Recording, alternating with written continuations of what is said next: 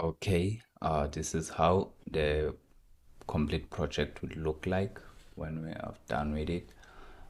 So this is just some basic styling. I didn't even change the font there. And then the to-do names are like the IDs of the to-do. So so let's look at the functionality of these buttons that you see here. So when I click on this button, you notice that the border has changed here, and then the button text also changed.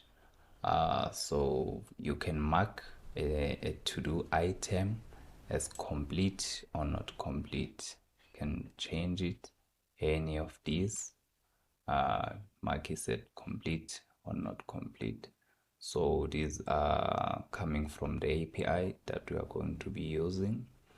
So this is just fake data. You can see you can't even read what's written here. So this is going to be a very basic series on these topics that we are going to cover. So let's get down to the project setup.